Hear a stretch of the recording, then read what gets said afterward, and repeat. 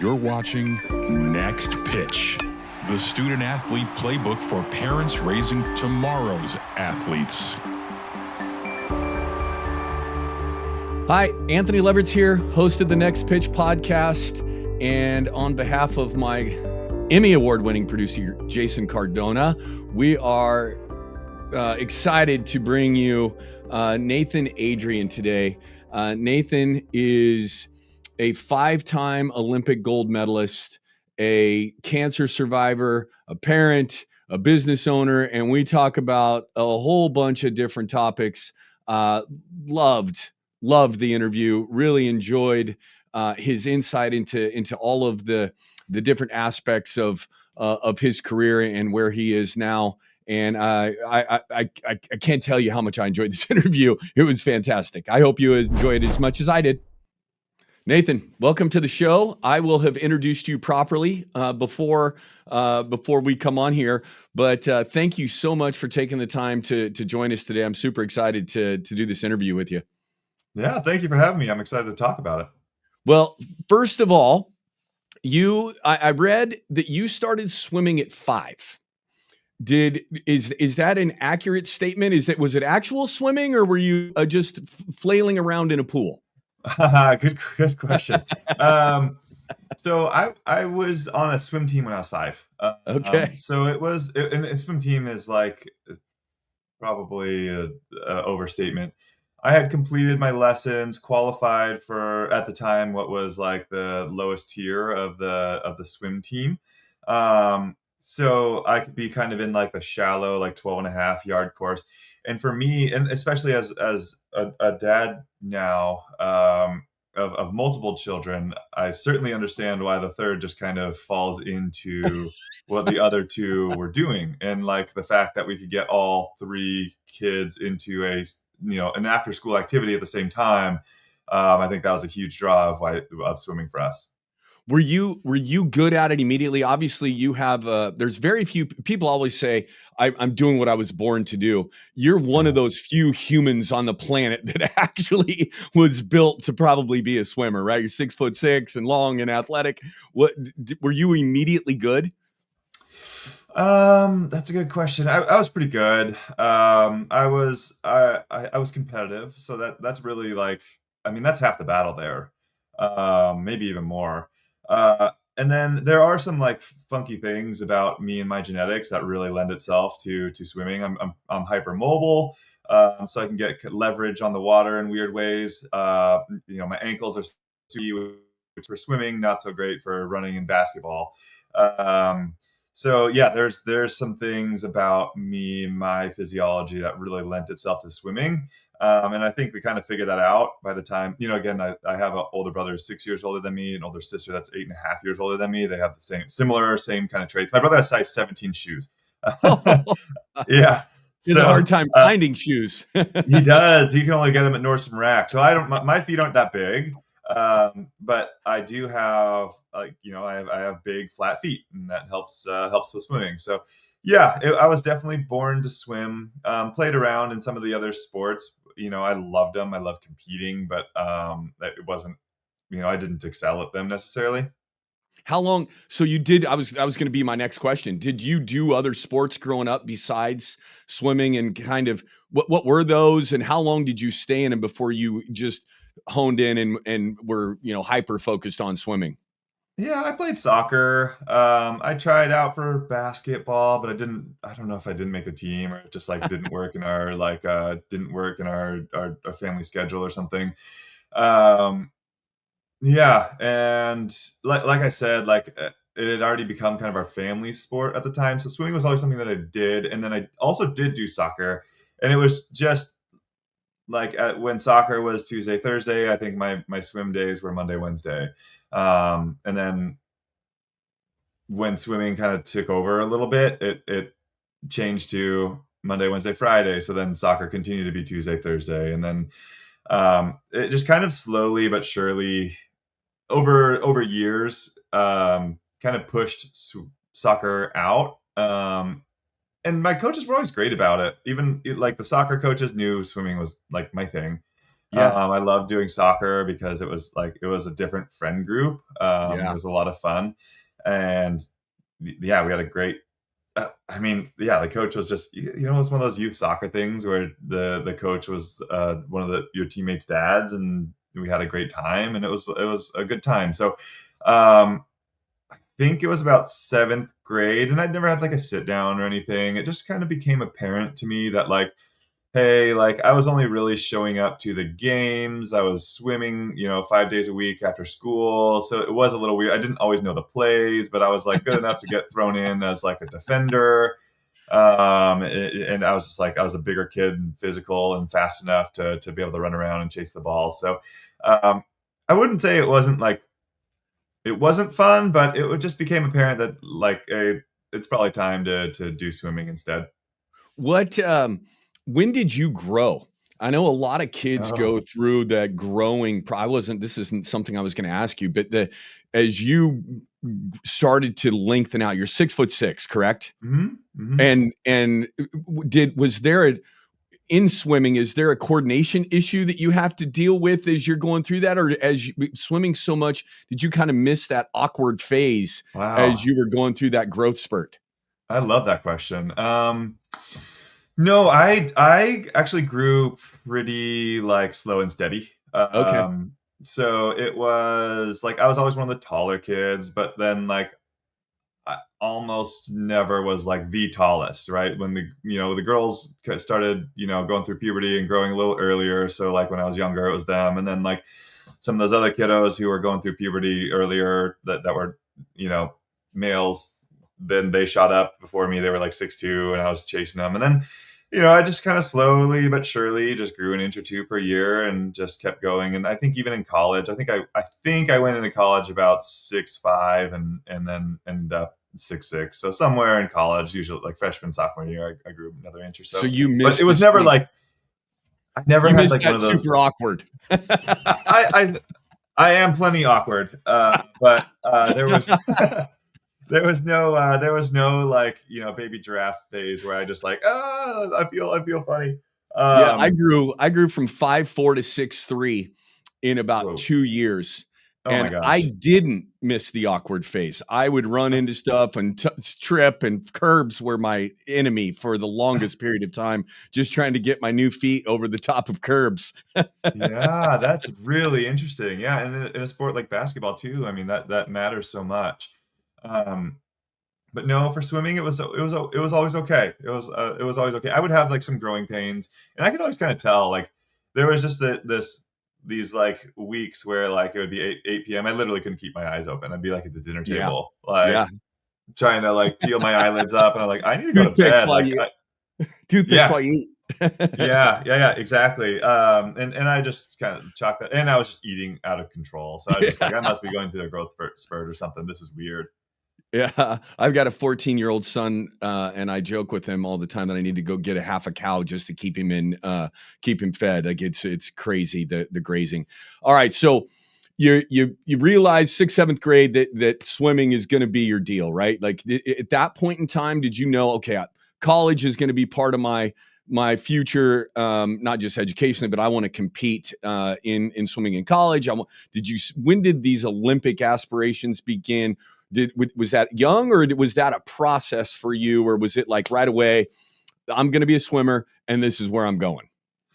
It was, it was one of those things that was always like in the back of my mind. Like I said, I was always a really competitive kid, and I was able to kind of live in the moment. So, and I think my parents and my coaches probably understood that, which is why like my trajectory was what it was. And like up until a certain age, it was the local team was enough. And then like we even like one swim coach took a different job, so that team went away. Classic youth sports thing, right? Yep. But and then we tried another local team, but then that local team wasn't necessarily like the culture wasn't like a high performance or like try to swim in college type of culture. So then we had to commute a little bit further. So it was about an hour each way, and we were crossing a bridge. So if there was bridge traffic, it could climb up to 2 hours pretty easily. Um, which is just a huge undertaking now that, Yes. again, I'm a parent. I'm like, oh my gosh, my parents, like, as they did that, they had to have some pretty serious conversations. This isn't just Yeah. like hey, let's try it out. It's like, oh Yeah. my God, if he likes it, like, this is what we're this is what This we're is what signing we're up in for. for. Um, so yeah, and then within that culture, that's when I started seeing the seniors go on to recruit and right, this is back in the day, right? This is where July 1st was the first time you can get contacted by a coach. Yeah. I kind of saw those athletes go through that process, them go off to their college, and then during Christmas break or whatever, they would come back in their college gear, and of course, then I was all in. Like that's definitely something that I want to do. That's something I'm going to do. Along with that, my brother and sister both did at least start D1. My brother finished D1, but my sister transferred out, went NAIA to a local, to like a University of Puget Sound in Tacoma, and it was a better fit for her, which is a lesson in and of itself. Mm. That she was still able to transfer there, go best times, get a great education. It was just a better fit. But yeah, for me, I do really credit my parents, credit my coach, my youth coach at the time, for creating a culture of excellence. When that was a hard thing to do back then, and man, I don't even want to scratch the surface about how hard it is to do now. Yeah, no kidding. Well, I want to dive into that recruiting process. Parents out there listening, it's such and it is a different time now than even when I was coaching. I finished coaching in 2015 was my last year, and what the world as we know it, as we Yeah. knew it, is not even remotely the same now. But there is still some similarities when you were going through that process, being a high level guy.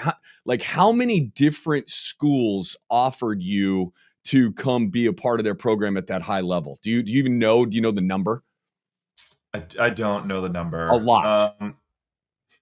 So I guess what I'd say is that I was lucky in that I had an older brother who was 6'6", had these size 17 feet, um, and he wasn't necessarily as into swimming as I was. But he was walking around at NCAAs, and all the other college coaches are like, "Who's that guy? Right? Does he have any siblings?" And then here I am, and like I am the younger sibling, and I do want to really, really invest into it as my sport. Um, so yeah, certainly like all the Pac-10 school, and I would actually go to Pac-10s. So I was going to Pac-10s. I was watching. There was only 6 men's teams at the time. Yeah, and it was so I had that going for me, along with me being well-intentioned parents. I skipped kindergarten as a kiddo. They were trying to get me ahead, keep me challenged in school. So I was young. I mean, Yeah, I was graduating, or I guess I was going into my recruiting time. I guess I was 16 going into yeah. my senior year. So they saw this like 16-year-old. I was probably like 6'4", probably about 180, 170. I was not a big filled out kiddo yet. And for the schools, I kind of knew I was a sprinter. I knew I was a fast twitch guy. I had my kind of slew of places I wanted to go. And in swimming, you kind of know the perennial like top 5, top 10 teams. So uh, I actually did I only take 4 trips? I only took 4 trips actually. 4 So official visits? yep. Yeah. So Auburn, I went to Auburn, who they like still have the record for most national championships, like in a row. Let's see. Obviously I took a trip to Cal. I took a trip to University of Arizona. I took a trip to University of Texas. Those were all top 5 schools. The only one was at University of Michigan. I think we just kind of lost track with them, so I didn't end up taking a trip. But yeah, there were others that were options, but I think they kind of knew I was probably going to go to one of those top sprinting schools. Um, yeah. And when you made that decision to go to Cal, what was the deciding factor for you? Oh. Was there a just Mhm. you got on campus and it felt right, Or was it a relationship with your coach? Was it the fit of the university and the academics and the athletics all combined? How did you go about that? And did you do it correctly now that you look back on it? Or is there something that you wish you would have done differently? Yeah, man, you are asking all the right questions. So that was I was literally ready to commit to Arizona like the day before I went to my trip at Cal. I was like, okay, I'll just go. I wanted to cancel my trip to Cal, but I was like I'll just take the trip. The weather looks like it's supposed to be nice. It's only like a 2 hour flight. I grew up in the Seattle area. Um, and yeah, I get there, and actually, so the whole story is kind of an amalgamation of all the trips. Like Auburn, like I tried to tell Auburn no so many times. They had a very incredible recruiter and a coach. Somehow got me to take a trip and showed me like, oh my gosh, that is an amazing swim school. Like if I like that is what a place. But I just knew it was like it felt so different to me. Yeah. It would have been like a 7 to 9 hour travel day to try to get home for Thanksgiving or whatever. It was just a little far for me. But wow, it showed me an awesome time. Um, Texas. They had great guys there, and one of the seniors on the team was like, "Hey, listen, like you're looking at like some really top tier schools.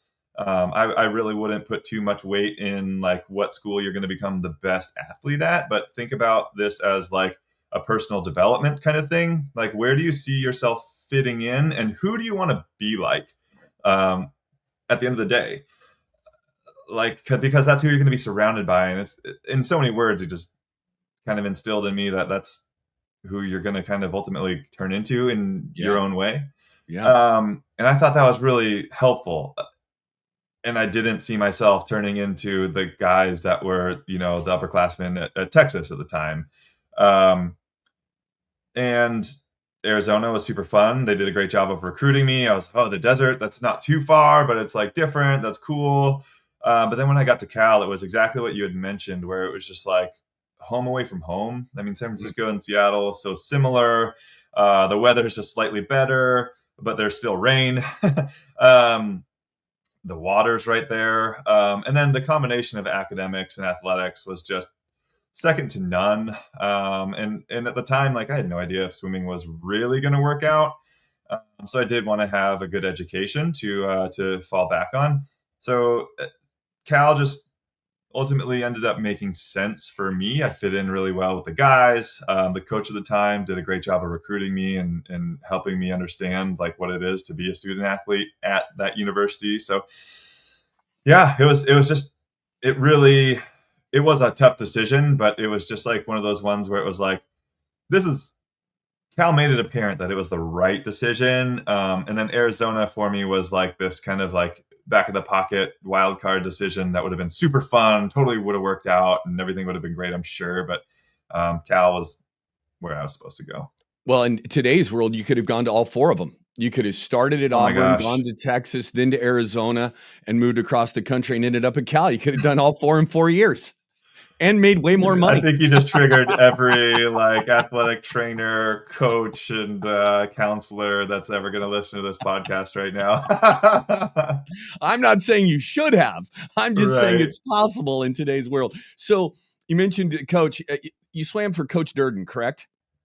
So I actually swam for Mike Bottom at first, and Nort Okay. Thornton was the head coach. Okay. And that was my first year there.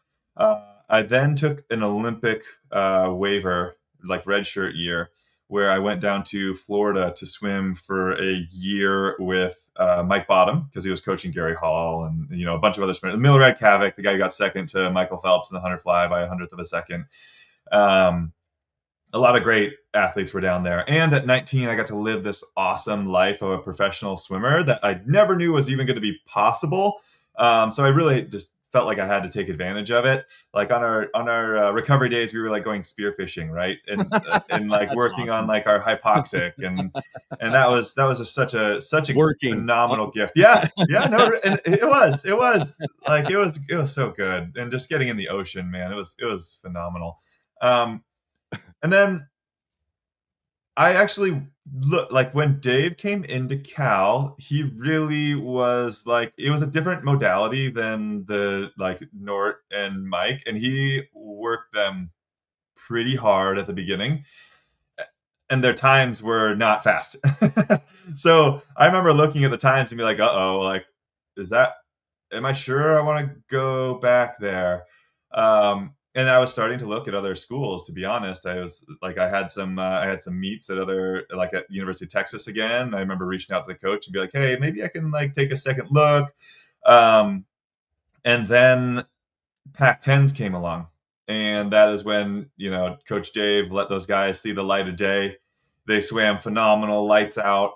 They almost broke Stanford's like 30-year Pac-10 winning streak, and it was without me and another guy who were taking up precious scholarship money. That my buddy Guy, he was from Israel, so we would have both scored. If we would have both been there, we totally would have won Pac-10s. But that's again a story for another day. So then after I saw the Pac-10 results and the NCAA results, where I think they got fourth maybe or something. It was like, okay, hey, Coach Dave, like, can I get my paperwork? Can I go ahead and sign that, and I'll be coming back next fall. So you get to Cal and back to Cal and finish out your career there. Mhm. When did that Olympic dream start becoming a reality for you where you're like, okay, I'm pretty damn good at this. I The have an Olympic opportunity. dream, yeah, Yeah. the Olympic dream actually happened before Coach Dave. Okay. So it was senior year in high school was 2006. I was a class of 2006, and I was like, I'm a sprinter, and I hadn't like started lifting weights yet. So like, if you're looking at a piece of paper, I wasn't even close to qualifying. But if you're looking at like this kid who has a lot of potential, who could maybe have a quantum leap, as kids have done before, I had a chance. Not a great chance. I mean, you give it 5% chance or 3% chance, something like that. I don't know. But it was there. Yeah. And when I got to Cal, that was with Coach Mike. That's when he had Dewey again. It was like Dewey Dragana. He was the 2004 silver medalist. He had like the NCAA record at the time. It was Milorad Kavik, another guy, Olympian, would go on to medal at the 2008 Olympics. These are guys that I knew that I could chase, and I did. And I did it in probably a really, really annoying fashion, like a freshman would, right? Like that's just like that's what I wanted to do. And I like I mentioned before, like culture for me was everything. And like having that competition near me, I knew that was what I needed to thrive, and it totally worked. So I got beat by them constantly, but like if I was close, that meant something. Or in the off chance that I beat them on their off day, that was just like that was this huge reward for me.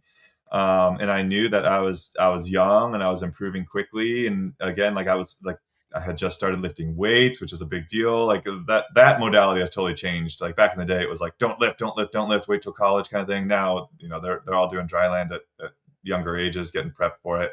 Um, so yeah, it was a thought that like if the stars align, this could happen for me. And then my my coach Mike decides to take the job down in Florida, and that is when he offered me the chance to come and train with him and take that Olympic waiver. So I took him up on it, and it was still just a very much a kind of dark horse shot kind of thing that when I went into it. And ultimately it did end up working out. So in 2008, I ended up making that Olympic team, and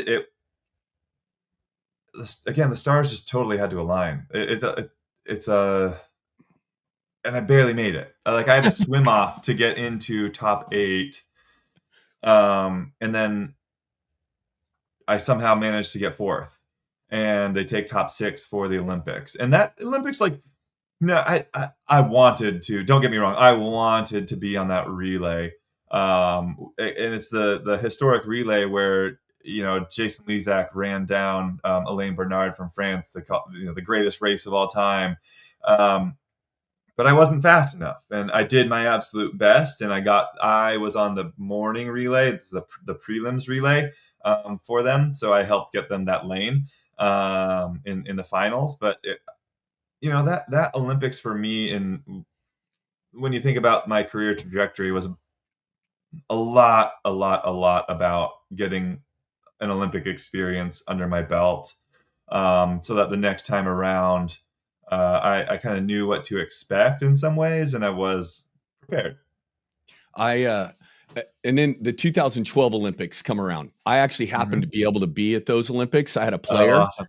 that I was coaching, played for me, a kid named Michelle Plouffe, who was on the Canadian Olympic team. And actually, one of my assistant coaches was also on that Canadian Olympic team. So I went over and I went to the swimming event one day, and I'm trying to rack my brain if I got to watch you or not, but I was there for a full day of the swimming, which was it was super cool. I'd never done it before. It was a remarkable experience just being in that environment, walking around, being a part of that.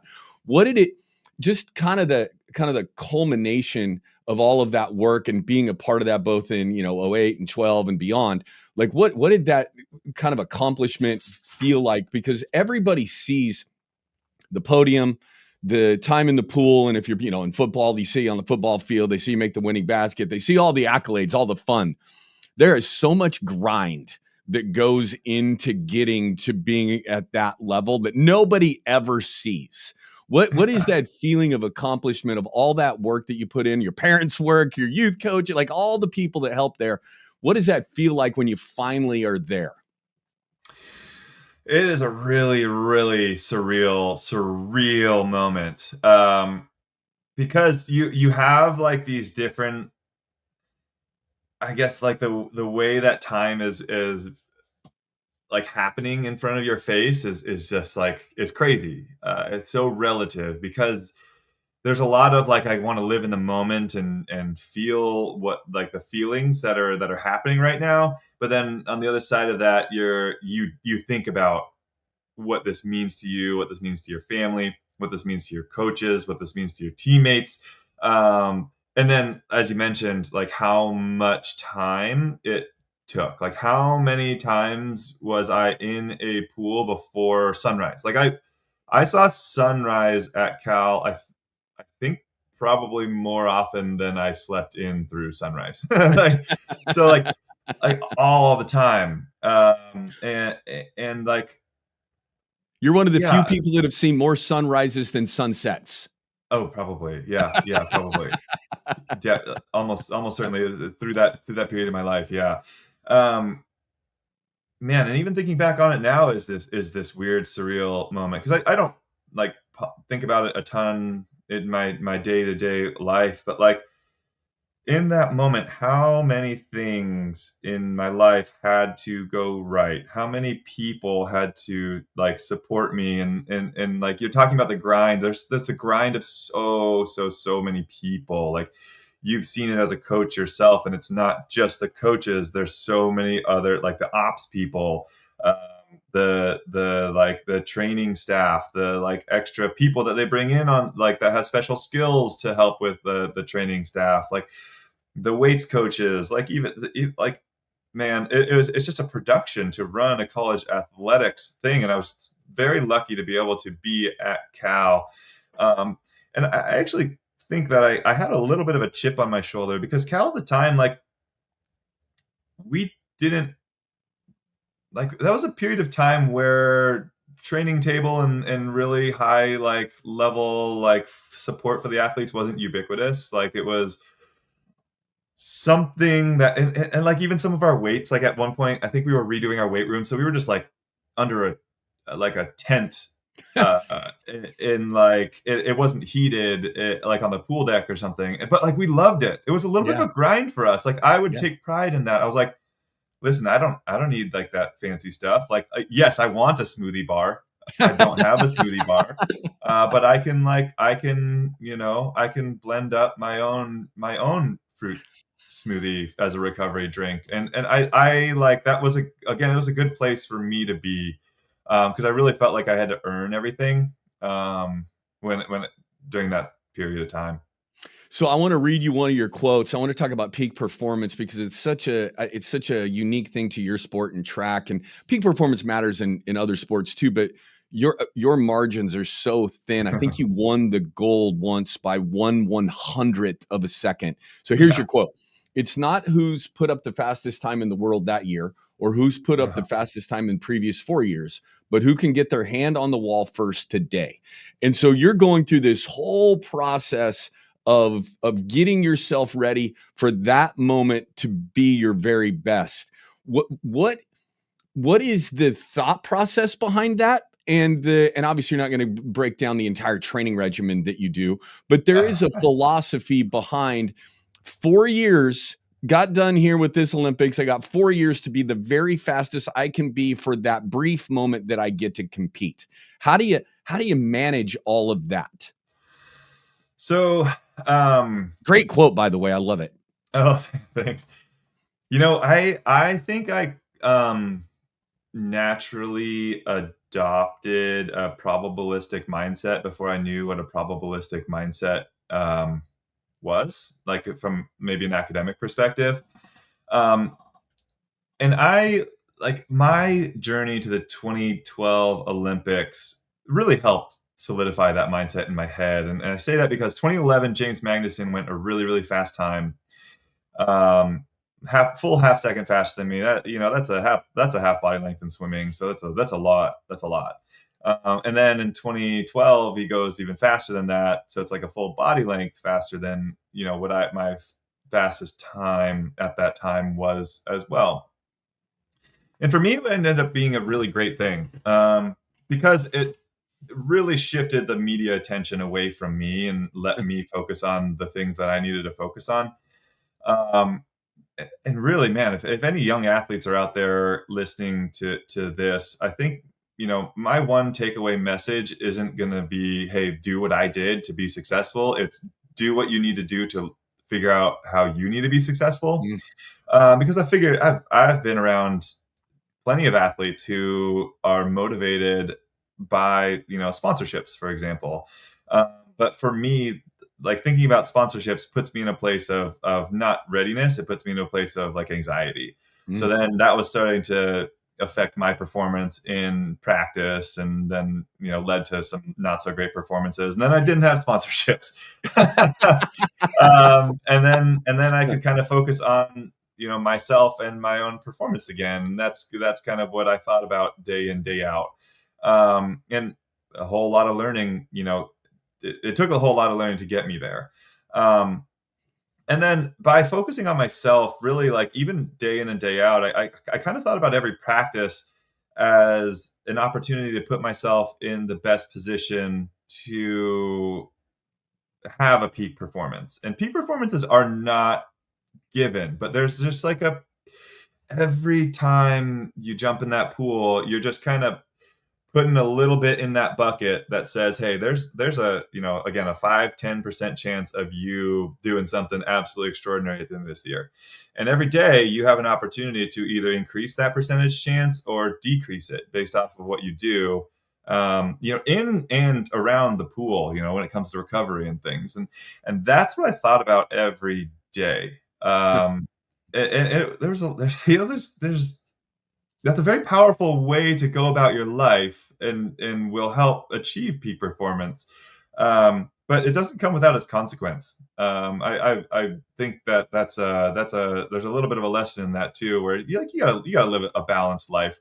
And in swimming, the 4-year cycle, all great coaches know that, especially for some of the older athletes, like you don't go into that first year after the Olympics with the same level of intensity that you do those last 2 years. Those first 2 years, it's okay to have an off day, or they're not going to like be as on top of an athlete for like having that off day during that time, because you need to let that energy and that effort and that commitment build. So, and frankly, I'm talking about the difference between being 95% all in and like 100% all in. So it's not like we were taking it easy.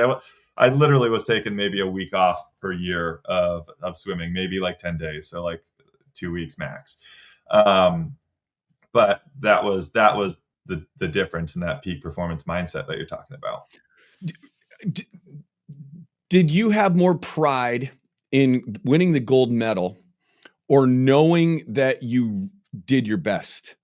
Or were they one and the same for you? Was there this drive that if you hadn't won the gold medal but you'd done your best, would you have been okay with that? Or was doing my best going to achieve the gold medal and that's all that there was for you at the end of that? It's a really good question. I think my pride really comes from the way that I went about the entire, not the entire cycle, but maybe like my Olympic experience. And through that, it was like it was James from Australia that really was like ready to win, and he was going really fast, and we kind of developed this rivalry, and we go back and forth. I'd get him at the Olympics, he'd get me at Worlds, and um, we I think at that point I was fortunate enough, like I was prepared for that rivalry by the time 2012 rolled around. If that was in 2008, I don't think I would have done all that well, because I would have not known how to manage my own thoughts, feelings, emotions to put myself into a peak performance mindset. Um, so like being able to see through that noise, being at the Olympics, I had raced James head to head in the 4x100 freestyle relay. We both went first, and I beat him by a tiny bit. And that for me was all it was a lot of confidence. And then he I comes can back, still and see the smile on your face when yeah, you say I beat him by a little bit. yeah. And then prelims, semis, prelims, and then semifinals. Like he comes back like with these really fast times. And I'm like, oh crap! Like, and faster than the time that I went to beat him in that relay. And then my I look back on it now and like, man, I was really good at kind of like getting into my own flow state, and like kind of turning it on and off like a switch, to get to that moment and perform. And Yeah. again, like you said, like I was able to just get there so I could perform the fastest I could for myself, and it happened to be in a moment that was really, really impactful for the rest of my life, really. Yeah. So I want to ask you this. So you're swimming mostly an individual sport, right? Like mostly, but also were on the relay teams Hmm. and had success in both. What did you have more enjoyment? I don't even know what the right word is, but what was the difference between being racing on my own and racing with a group of guys that are all trying to win together? And then two parts to this question: guys like Michael Phelps and those your peers that you're around. What kind of impact did, when you were in that team environment with those guys, did they have on you to push you and drive you and create that camaraderie? Oh man, I loved being on the relays.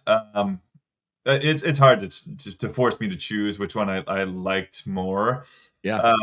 But the relays for me like became ultimately, maybe like right now I'm feeling like the relays were a lot more dynamic, and I say that because like I developed my process for, like I said, like peak performance for the 100 freestyle or the 50 freestyle. In like those races, like I would get into this like execution mode, right? Where I would just like I'd hit my stretching, I'd hit my shower, I'd hit my chiropractor adjustment, I'd hit um my warm up, and like everything within like like plus or minus like 30 seconds Yeah. to like a minute or so. Um and I knew that was how I was going to achieve, what I needed to achieve. And really, those results were kind of baked in from the past year of training, right?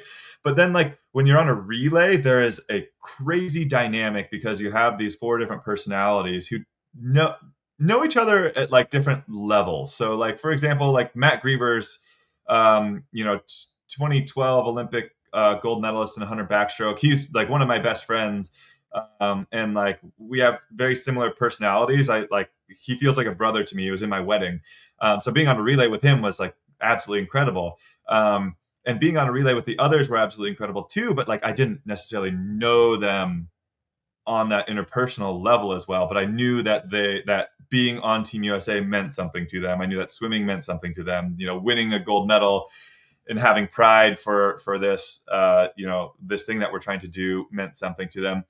But what's also interesting is that there's like different levels of trying to get the most out of your fellow teammates.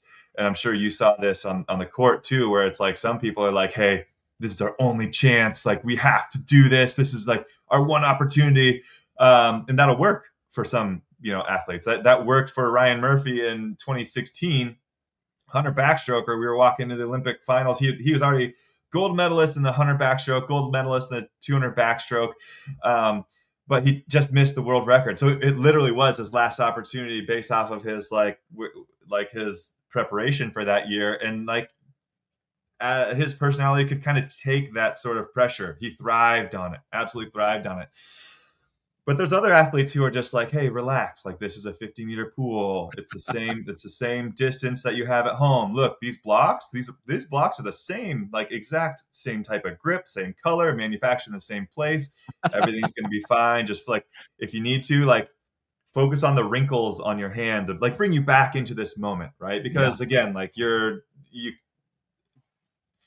15, 20,000 cheering people, like throwing the, not quieting down for the start can really throw some people off if they're not able to like bring themselves into that moment properly. So like, you got to learn. And on top of that, you don't necessarily know these athletes all that. You have to be deliberate about getting to know them because you're only spending about a month with them at a training camp beforehand. Like, we don't train together like all that regularly. We see each other at meets all the time, but then like, we're not actually in a situation where we're living and training in the same place until right before the Olympics. Well, quite a dynamic doing both things. So you move on. Anything else about that Olympic experience that I didn't ask, because I didn't have it. I got to watch it.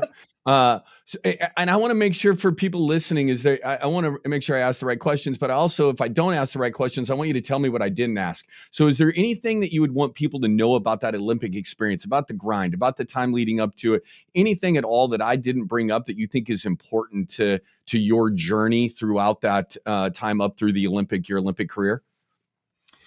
Man, I think I just love the stories behind the performances because there are always unique ones, and even down to like what it means to a country for a particular performer to perform.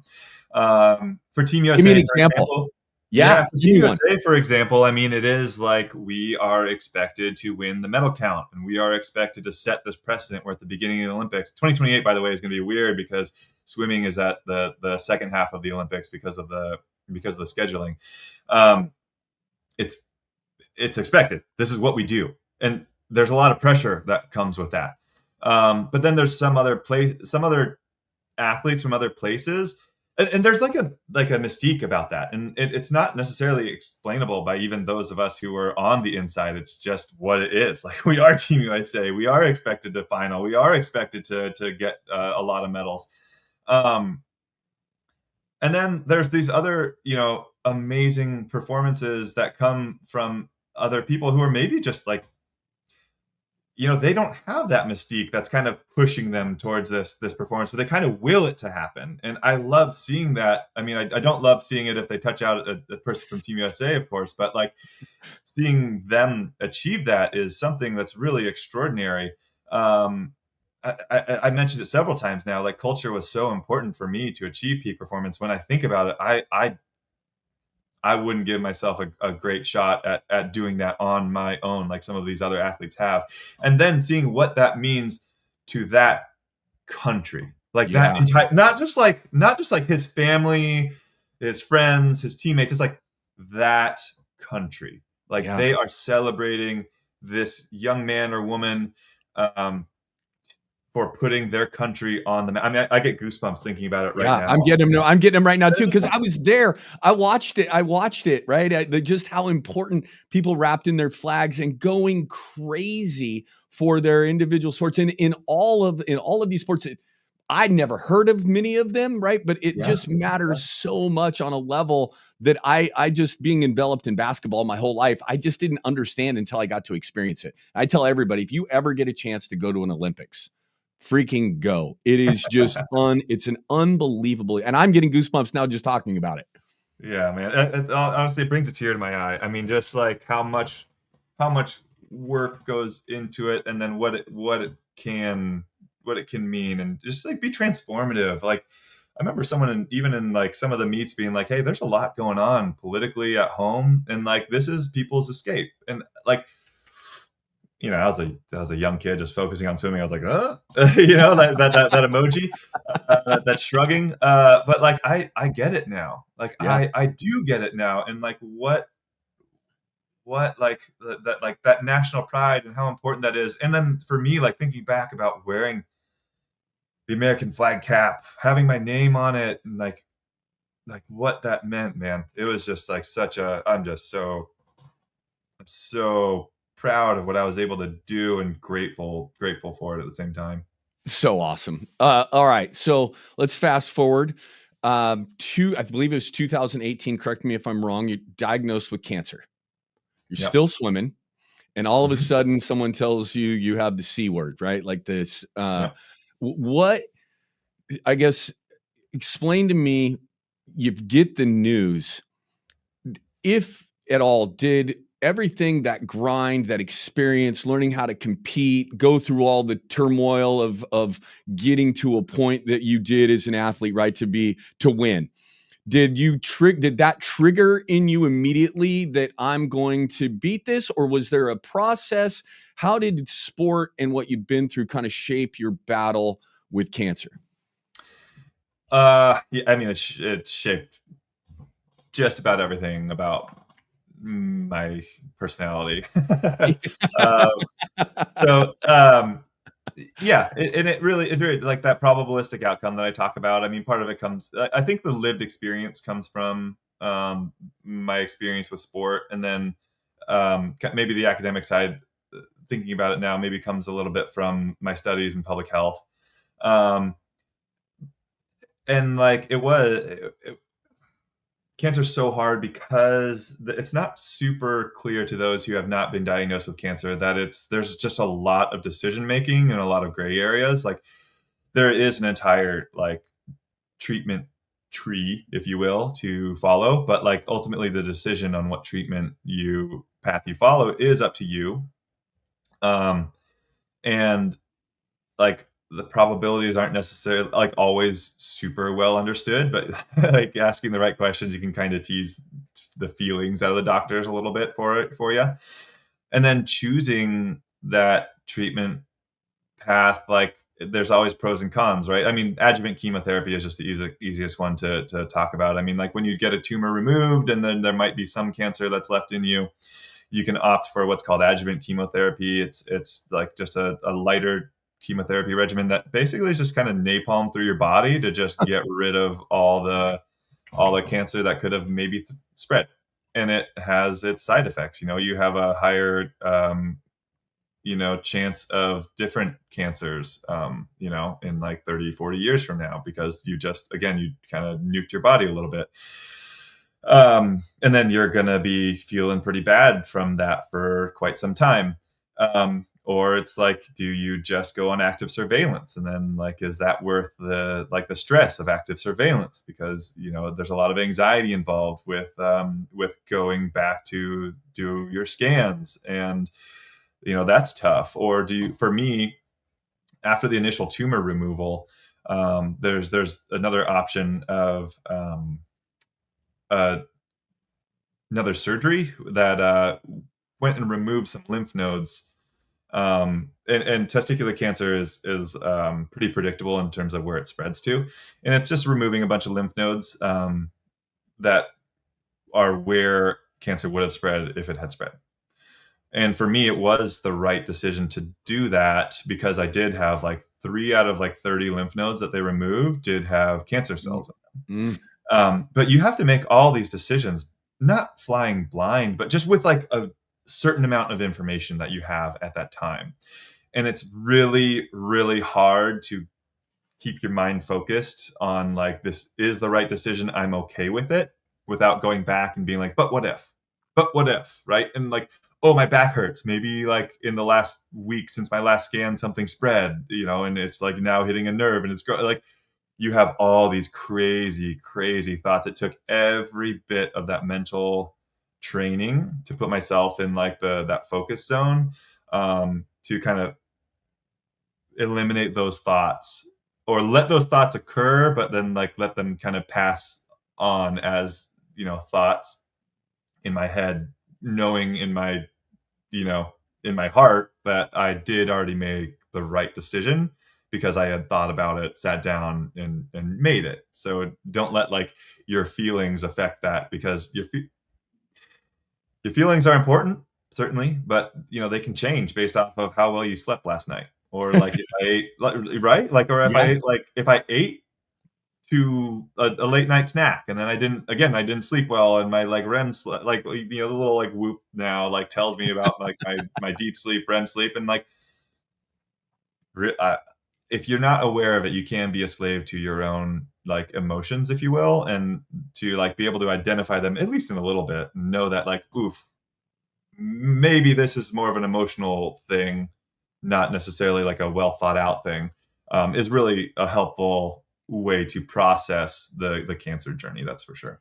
Were you able to swim through that process, or did you have to take time out of the pool? I mean, here you are, this finely tuned machine of a human being, right? That is this Olympic gold Mhm. medalist that your Mhm. body is used to all of the training and stuff that you go through to be that finely tuned machine of a human being.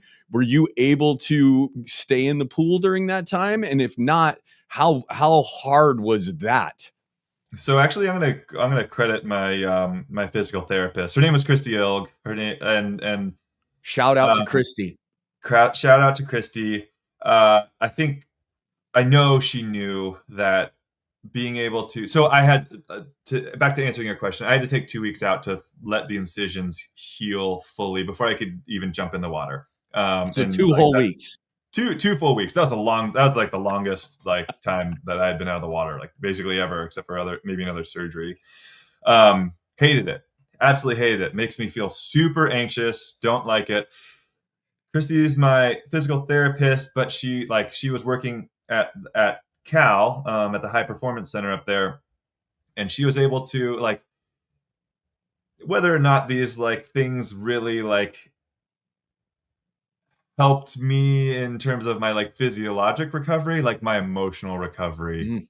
It was so important for me to feel a purpose, to go and have like interaction with people outside of like doctors, and like feel normal. So she fit me into her schedule, got me in there doing what I could do, like body weight squats kind of stuff, stuff that like is like even less than warm up, when I'm in good shape.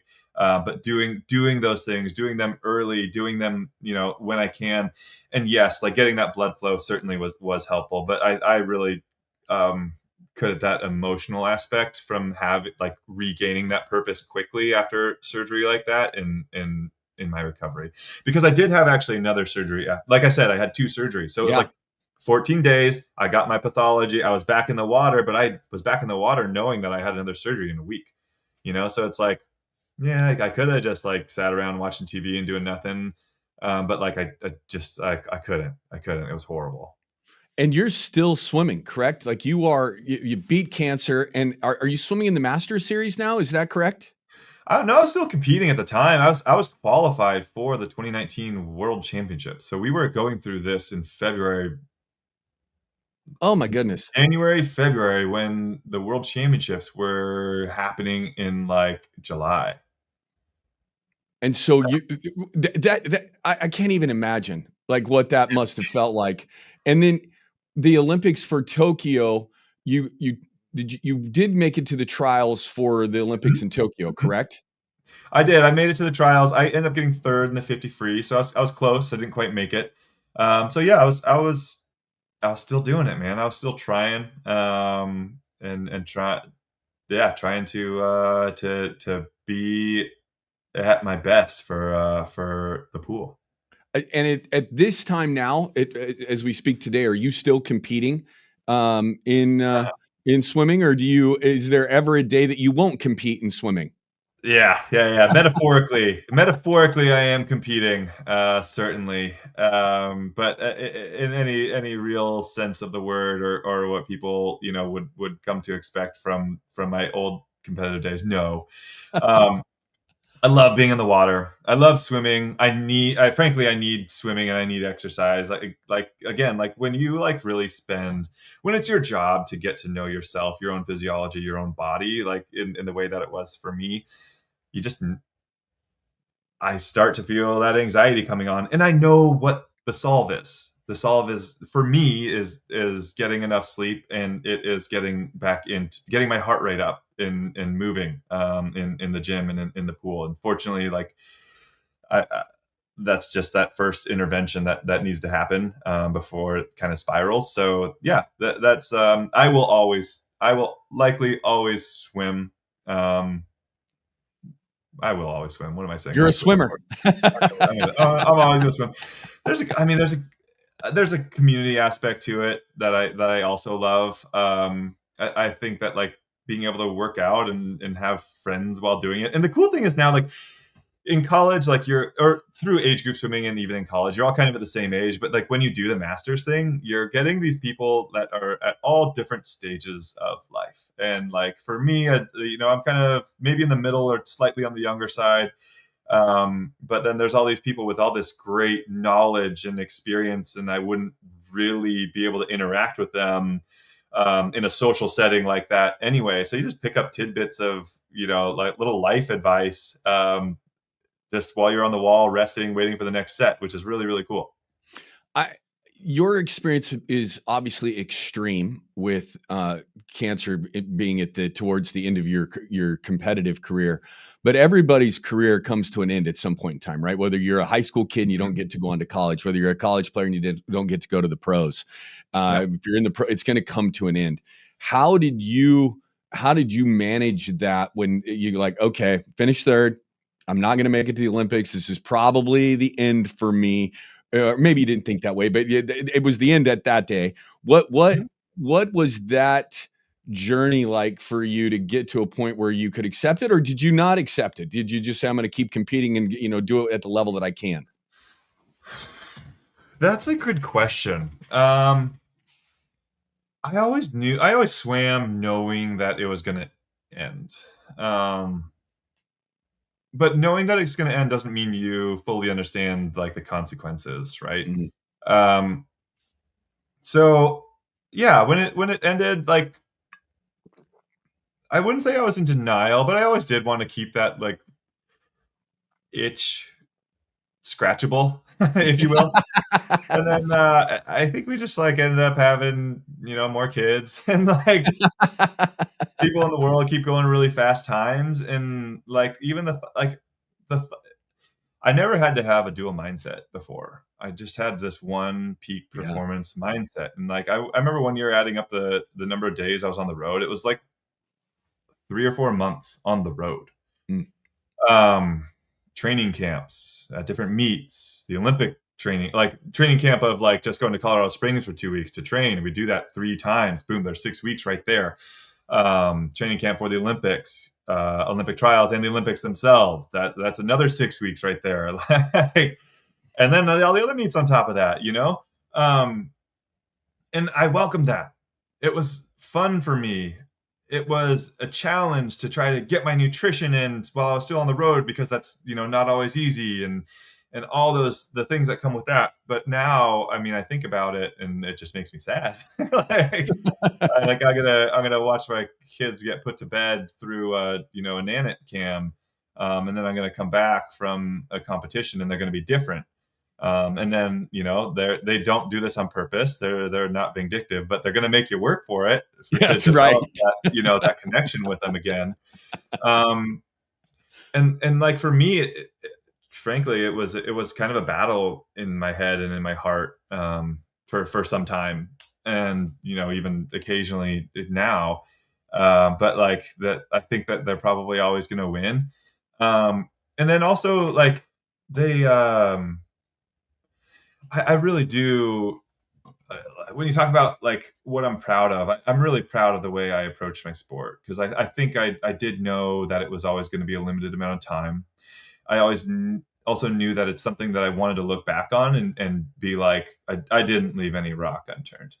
Um, and I don't think, given the knowledge that I had at the time, like I didn't, Now look at all the like cool recovery modalities they have, red lasers and like I don't know, all the other supplements and things that people have for peak performance is really cool. I would have loved to try that during my competitive time, but like that's okay. That is for this next generation to experience and for them to do these amazing things with.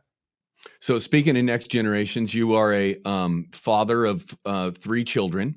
Is that right?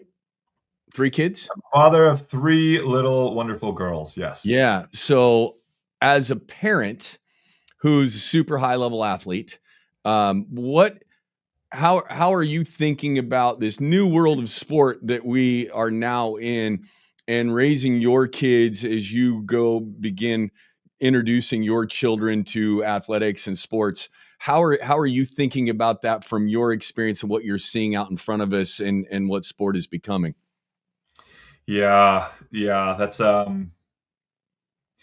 yeah, it's something I think about a lot, and I don't necessarily feel like I have the answers, but I know from my own experience that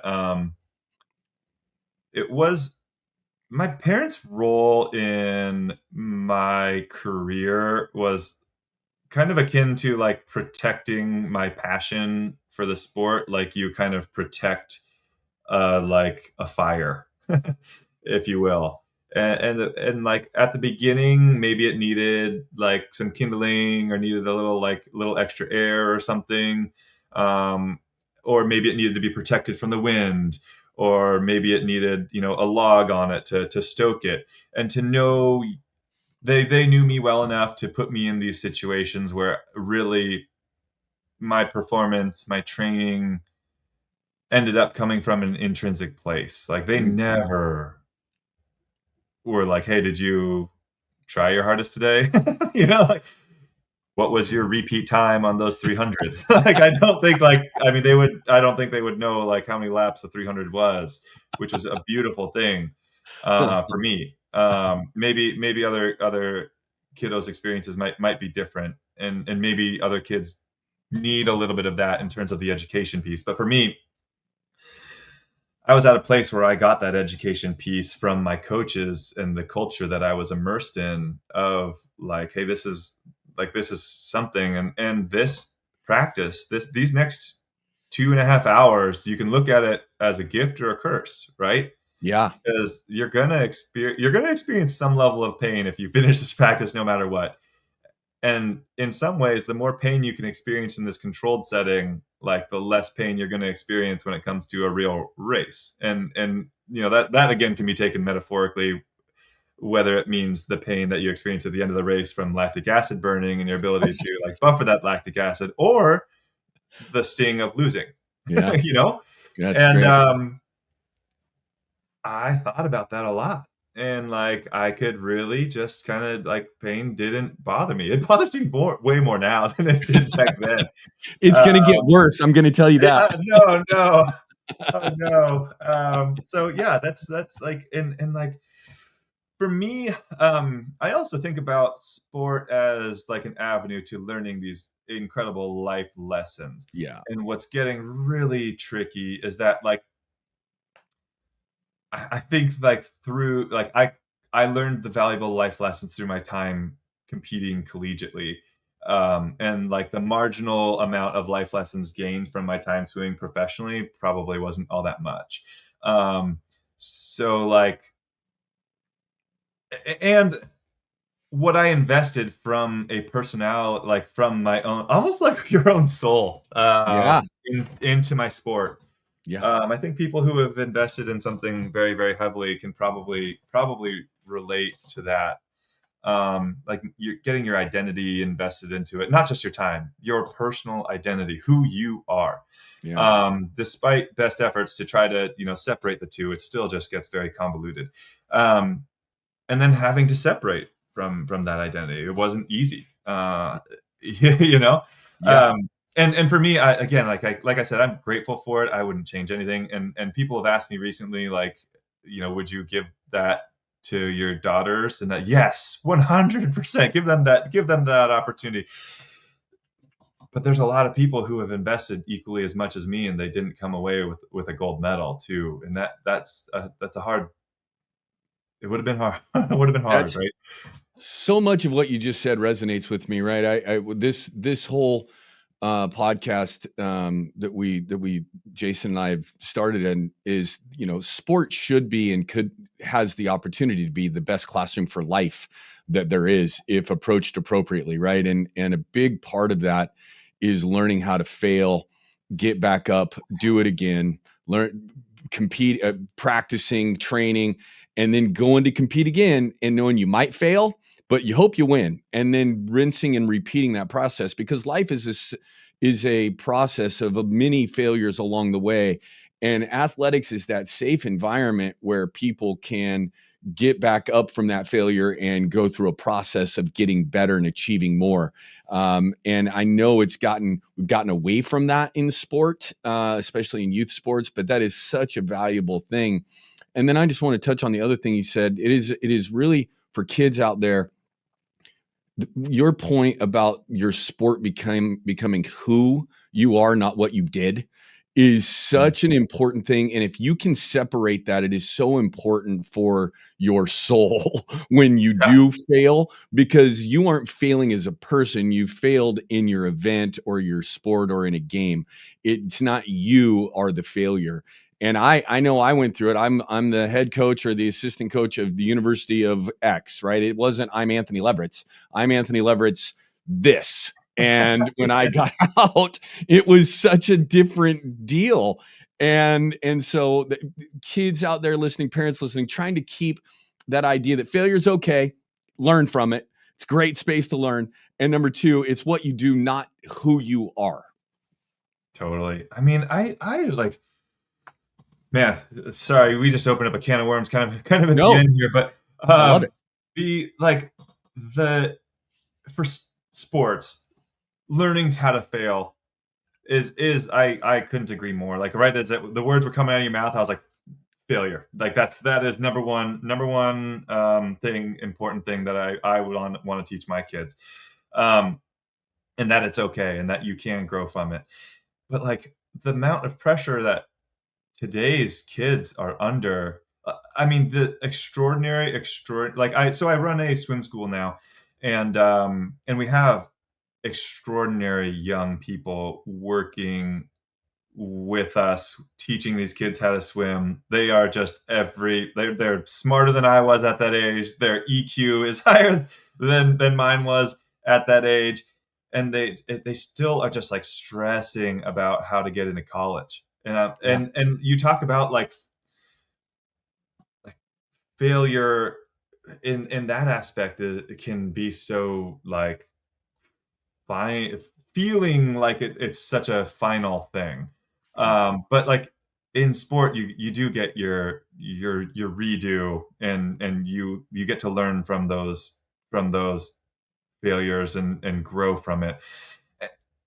And college, frankly, can be the same way, which is cool. I just don't think that people frame it that way. At least in California, like the best thing you can do is go to a community college and then transfer into to one of the UCs, one of the top schools in the nation, and you get that second chance. You didn't get in that first time, Yeah.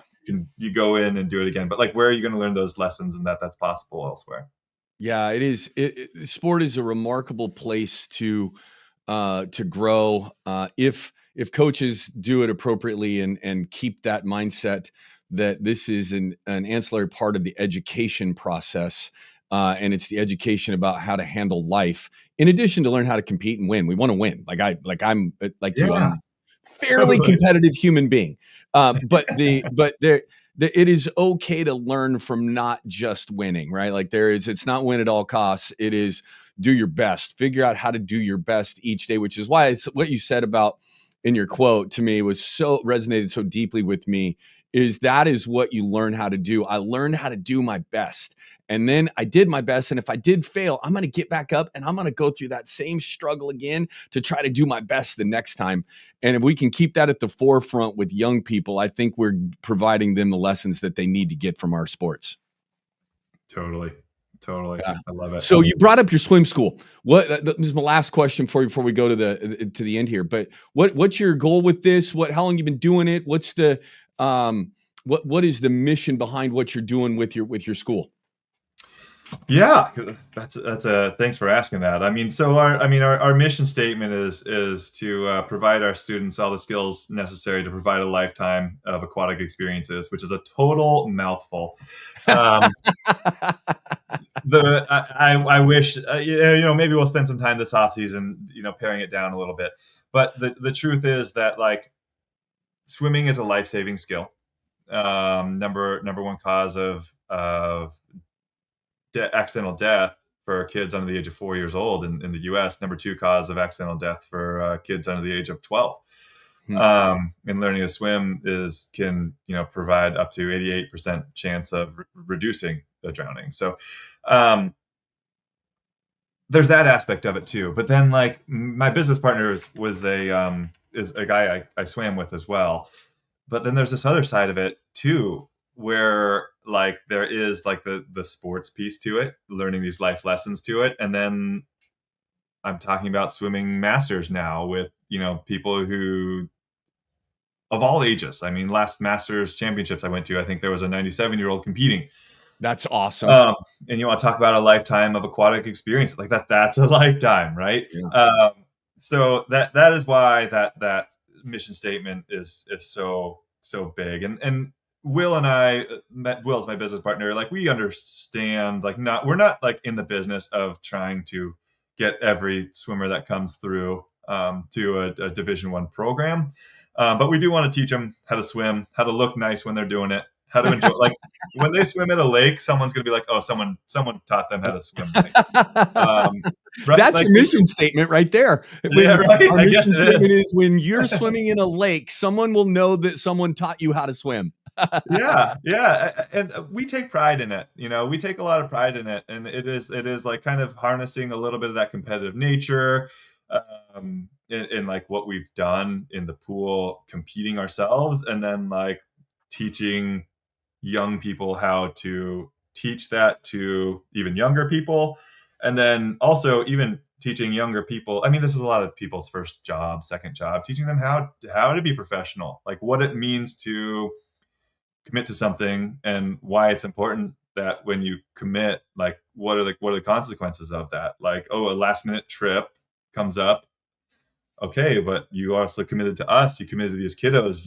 We put you in a place to develop this relationship with them of trust in a medium that can be dangerous. Like some kids are terrified of water.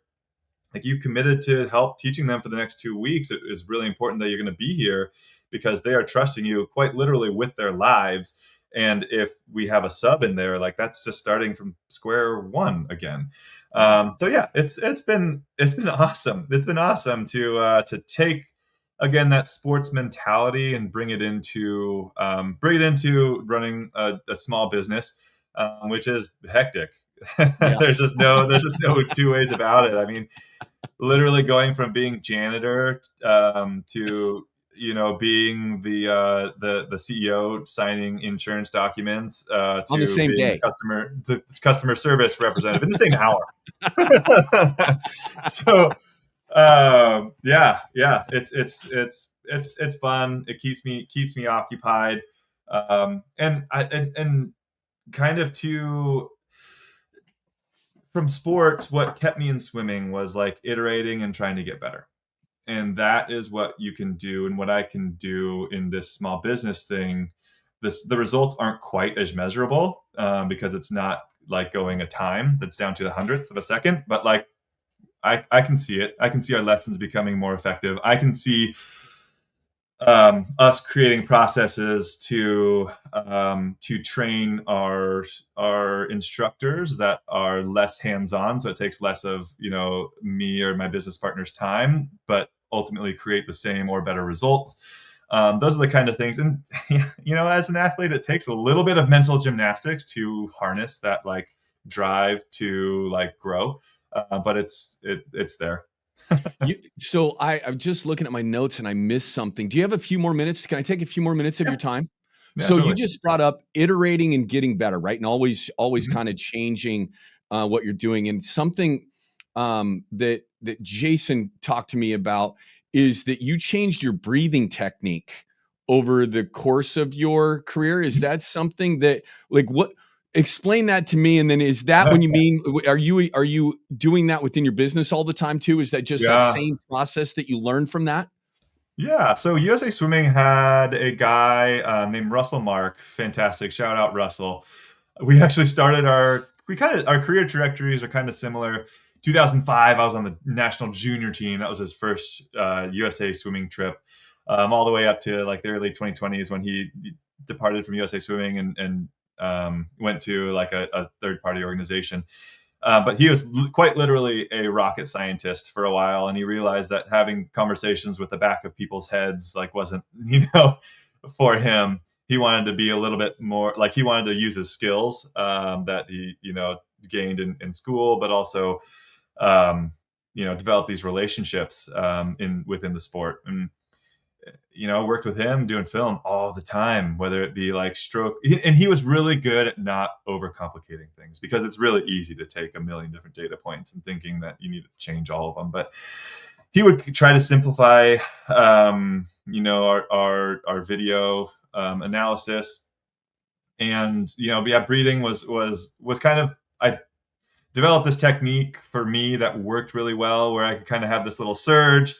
I would get my breath and I'd bring my head back a little sooner than most people to get my head back in line. And then my rotation could also follow. But as I got my head back in line, it would create this little pocket of air around my mouth that would like connect to the outside air behind me.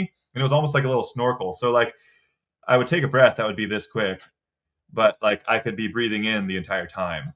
And that is definitely one of those iteration things. I mean, I think when that is that's one of the things that's really cool about swimming and at the Olympics and seeing these stories too, is because they're constantly changing their technique, and it's something that the casual observer doesn't necessarily see. But changing the number of kicks that you take off the wall is like as funny feeling as trying to change the way that you walk, trying to change the Mhm. pitch of your like toes as you walk. Like it just feels so weird, but like you've got to force it for a couple of weeks and see if that, and then you try it at a competition. If it works, then great. If not, then like maybe you go back to what you were doing. But like that is definitely what made it fun for me. Even like down to the pre-race ritual, or like the breathing technique you have walking up to the blocks, or even like your I don't even remember what I called it at the time, but like the kind of words, your mantras that you would use to get you into that like peak performance Your zone. self-talk, your Yeah, self-talk exactly. pre-race. Yeah. Your self-talk pre-race, and like I'm not gonna have a conversation pre-race. I'm talking 2 words max, and changing that and trying to couple that with different feelings, and then seeing which one works the best. Like that's all fun stuff. Yeah. And do you find yourself now that you're in the business world with that same sort of mindset of I want to continually be adapting and growing and probably not just in the business world, and everything else that you do? Yeah. Yeah, I mean, even when it comes to parenting, I mean, thinking about like you have to have a growth mindset to swim and do a sport like swimming for as long as I did it. Um, and thinking about everything as far as like your patience when you're tired as something that you can develop and get better at, just gives me little something extra, and I find that I'm more patient when I frame my own patience like that. That's Sounds awesome. complicated, it's not really, but like it's just an example of how sports has truly shaped everything about my life, or at least the lens through which I experience life. Well, Nathan, this has been absolutely enjoyable, fascinating. I'm so grateful that you took the time to do this with us. This is, I think our listeners are going to really enjoy this conversation. I have two very important things that we do with every guest at the end. Number one is you got to tell me a dad joke, and if you don't have one, you don't have to fret. I've got a big book over here that I can pull from. But since you're a dad now, you are going to be having to tell dad jokes at some point in time in your life. So if you've got one for me, I'd love to hear it. All right. I got a swimming related one. Okay, perfect. Why did the swimmer get in trouble at the beach? Why did this swimmer get in trouble at the beach? I don't have any idea. Because he was making too many waves. Oh, or you could change that to say because he didn't go to Nathan Adrian swim school and look like he had been taught how to swim. There we go. Now we're talking. All right, last thing here before I let you go. For yourself, if you could go back in time to your 12, 13, 14-year-old self and everything that you have been through, both in the positive, the negative, the good times, the bad times, what advice would you give yourself knowing all of the stuff that you experienced if you go back and tap yourself on the shoulder when you were 14 years old? Oh man, I think the piece of advice, it would be probably a mouthful to myself, in that, like, I was competitive, right? We've already talked about that, and like my competitive drive is what propelled me in swimming, because I could invest myself into effort, therefore achieving results. And then it took longer than I would have liked to, and I was kind of like hard-headed about that approach. Like, I just need to try harder. I just need to try harder. I just need to try harder. Um, I was. It took me until probably college or after college before I recognized the power of how much other people and their advice could help me, and the power of trying other things, if that makes sense. Like, I felt like Yeah. I kind of had to generate it myself, and it had worked for this whole time, so I'm going to keep generating these ideas. And there's the unfortunate kind of positive feedback loop when you experience some success doing it, in that this is the way that it has to happen. But then, like, I saw other people, frankly, being better at it than me at asking other people for help and asking other people for their advice. And yeah, it took me too long to recognize that. That's for sure. It's a great point, and you don't always have to take the advice, but listening from time to time absolutely can help you either confirm that you're doing the right thing or add a little something new into what you're doing. And seeking out new information and knowledge about whatever it is you're doing can always be a helpful thing, whether you use it or not. Exactly. Yeah. Well, Nathan, thank you so much for I could sit here and talk to you all day long. I really appreciate you coming on. You have lots of things that you could be doing, and you chose to give us some of your time, and we're deeply grateful. Oh, it's my pleasure. Thanks for having me. I love talking about this stuff. Anthony Leverett's back here.